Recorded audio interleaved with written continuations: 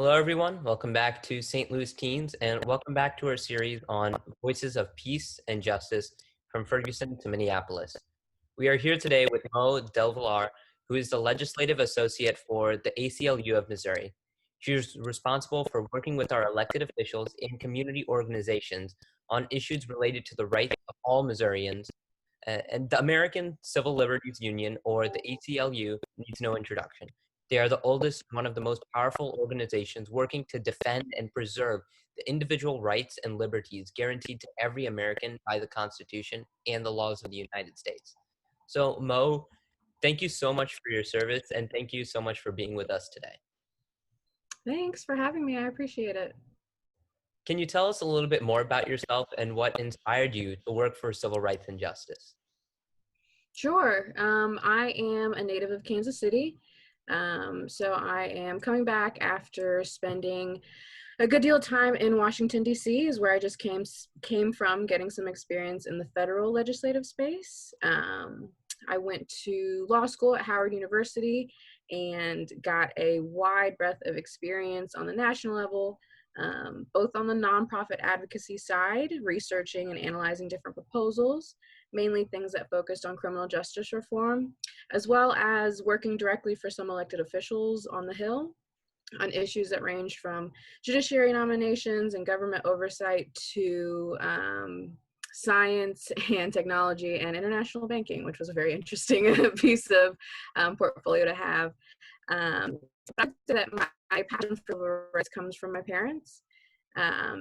They both immigrated to this country, to the United States, from countries that were under dictatorships at the time. So when they came to the United States, they became involved with the civil rights movement here, and instilled a love of policy in me and my siblings. So my work in civil rights is really inspired by my communities and wanting to make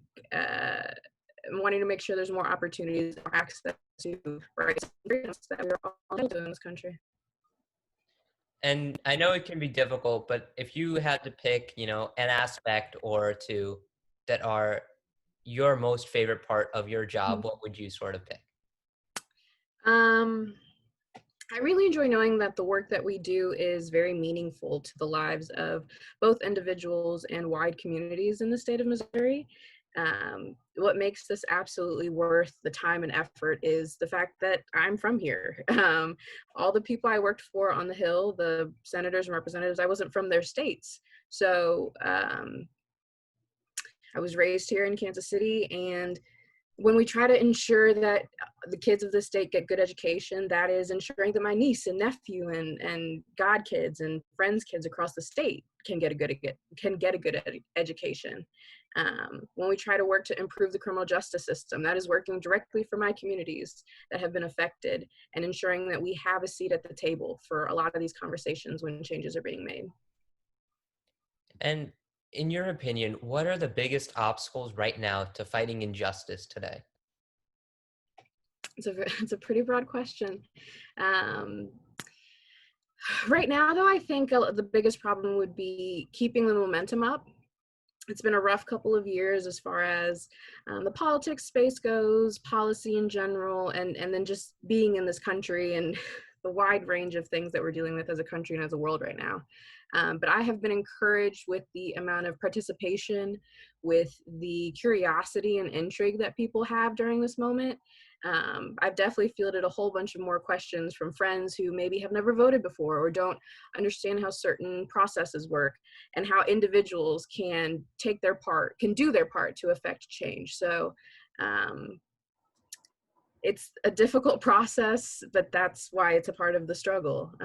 If it was easy, everyone would do it, but it's been very nice seeing more people participate in it. And talking about that same sort of process, with the current movement to end racial injustice, what are some of the steps that the ACLU is taking to bring about change in a peaceful manner? Yeah. So we work to bring change on all levels. At the ACLU of Missouri, we, on the policy team, work in the legislative space, but we work hand in hand with our legal team that works in the court system and brings litigation if necessary to bring change to different statutes or constitutional issues at the state level. But for example, in Jeff City this year, we worked to expand voter rights so that people have safe access to the ballot during COVID. And we got a little win at the end of the session. They were able to pass something that would allow people to vote safely absentee to mail in their ballot this year. However, we still don't think it went far enough, and we still think more people should have access to their basic rights and to the way that the government listens to the people. And so we are still suing in state court. We're currently at the Supreme Court being heard, the Supreme Court of Missouri being heard, to ensure that all people can vote absentee without having to get a notary, for example, which requires you to go see someone else, which sort of defeats the purpose of voting absentee, which is trying to prevent the spread of COVID at this time. So we work hand in hand on a variety of different levels to affect change. And going back to the policy side of what ACLU is working on, what are some of the specific policies the ACLU is working on? I know you mentioned the voter rights. Are there any other sort of policies that the ACLU is currently working on towards bringing about racial justice? Sure. So we defend civil rights and civil liberties and your constitutional rights.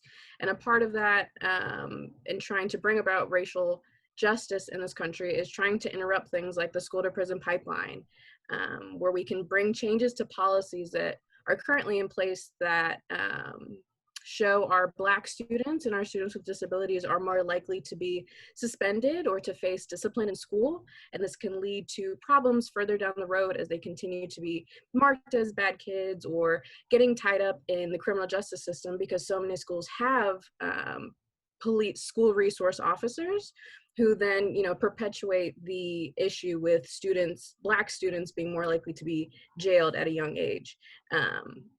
So we try to make changes in that space. In the criminal justice space, it's egregious, a lot of the practices and policies that are in place right now in Missouri. For example, every year the state releases a report that gives us data about traffic stops in the state by law enforcement. And for the nearly 20 years that they've kept these statistics, it has increased, meaning that last year's report stated that Black drivers in the state were 91% more likely to be pulled over, and this year it increased to 95%. It's also 3 times more likely that Black and brown drivers would have their car searched during these pullovers, despite the fact that their white counterparts are more likely to be carrying contraband. So each of these little pieces feels like a small bite to a very large pie, because it's a very complex and large problem. But racial injustice really does permeate so much of our society and so many of our systems and government that making these small changes really does improve the lives of everyone as we continue to work towards each of these changes.